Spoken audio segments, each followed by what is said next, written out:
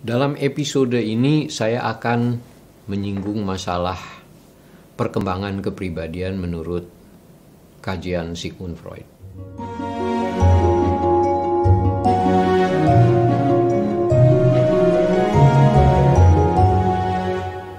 Apabila kita bandingkan kajian kepribadian menurut Carl Gustav Jung, maka Freudian psychology sebetulnya merupakan predecessor atau pendahulu dari Carl Gustav Jung dengan konsep kepribadian yang cukup lengkap. Kalau Jungian psychology menjelaskan proses perkembangan kepribadian diawali dengan kondisi chaos atau acak yang bersifat rudimenter dan semakin lama semakin terorganisir. Jung menganalogikan perkembangan kepribadian manusia seperti halnya matahari terbit hingga tenggelam. Jadi di pagi hari orang itu lahir seperti orang baru bangun tidur, seperti matahari baru terbit. Pada jam 9, jam 10 itu adalah masa kehidupan remaja. Pada siang hari itu pada masa kehidupan dewasa. Lalu masa autumn pada siang dan sore hari itu masa dewasa akhir. Dan selanjutnya adalah dewasa yang paling akhir. Jadi juga seperti perubahan musim dari spring, summer, fall, dan winter. Jadi kehidupan awal itu sebagai kelahiran, lalu masa musim panas itu masa remaja hingga dewasa, lalu dewasa sampai dewasa pertengahan, dewasa lanjut itu musim gugur, dan yang paling tua itu adalah musim dingin, berakhir dengan kematian. Karena Jung melandasi pada energi semesta alam, universal unconsciousness. Freud melandasi pada alam ketidaksadaran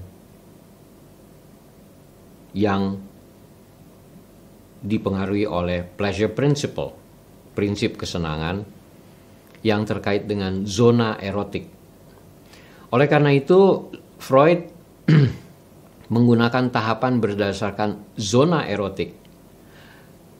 Tahapan yang pertama adalah dikenal sebagai tahap oral. Tahap oral ini berlangsung antara 0 sampai 12 bulan.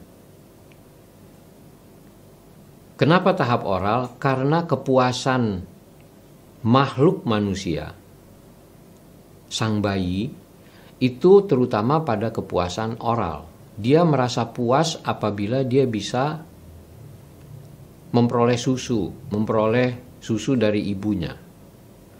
Respons mengisap puting susu ibu itu adalah respons instinktif.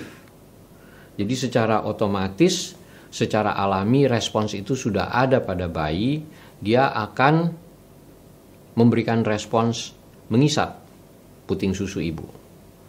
Dan ini apabila bisa terlayani dengan baik, susu ibu itu tercukupi, si bayi itu akan merasa senang. Apalagi kalau dia digendong, diberikan kehangatan, cuddle. Diikuti perkembangan selanjutnya adalah perkembangan anal atau dubur.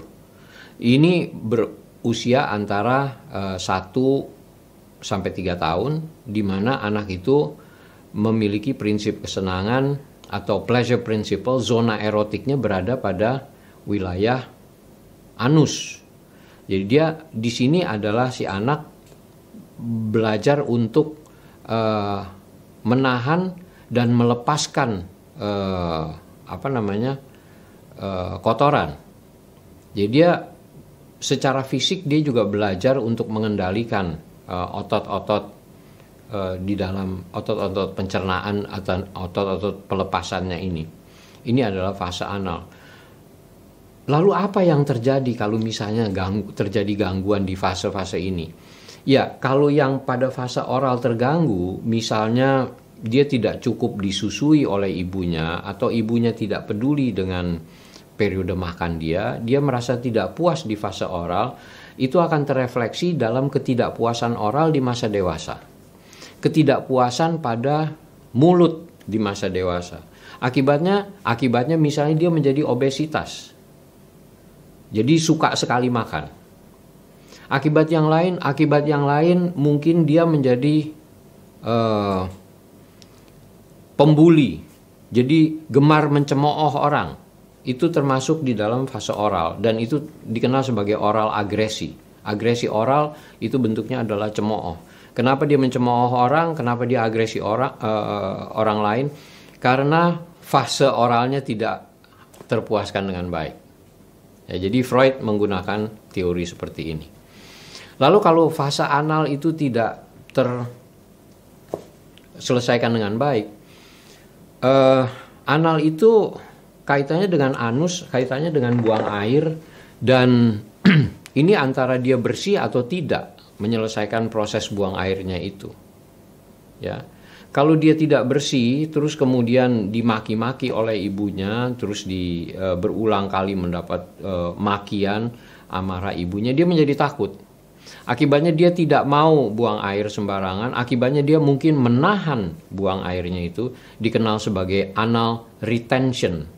Dan apabila anal retention ini diterjemahkan ke dalam perkembangan dia di masa dewasa, dia menjadi sangat obsesif, sangat perfeksionis. Dia takut dengan sedikit saja kekotoran, maunya bersih, semuanya bersih.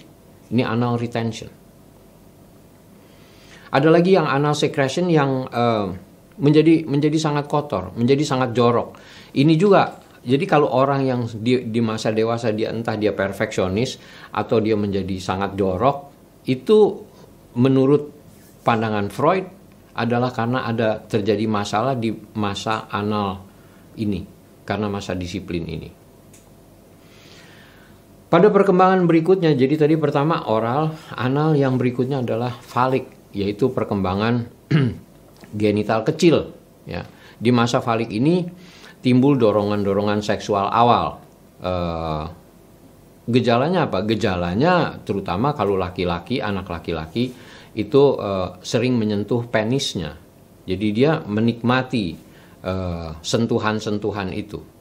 Kalau perempuan, di sini letak keterbatasan teorinya Freud, bahwa Freud tidak banyak bicarakan tentang perempuan. Baru di kelak kemudian hari setelah ada perdebatan lebih lanjut, Freud kemudian menambahkan teori-teorinya dan kemudian juga diperkuat oleh Carl Gustav Jung.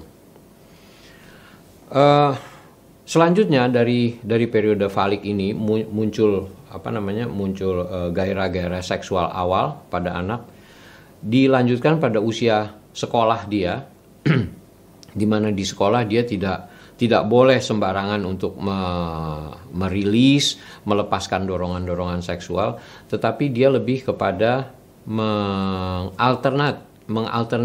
mengganti, mencari pemilihan, mencari alternatif untuk melepaskan dorongan-dorongan seksual ini secara lebih simbolis. Jadi yang muncul adalah fase latensi. Jadi seolah-olah perkembangan seksual dan organ seksual ini mengalami fase laten. Dia tidak bergejolak, tetapi dia seolah-olah menjadi tenang. Namun di dalam proses perkembangan yang tenang ini, dikenal sebagai fase laten ini, mereka mengalami proses pematangan. Jadi kalau dalam perkembangan bakteri, dalam perkembangan ilmu bakteri itu dikenal sebagai fase inkubasi. Berpikir juga mengalami fase inkubasi. Ini fase laten.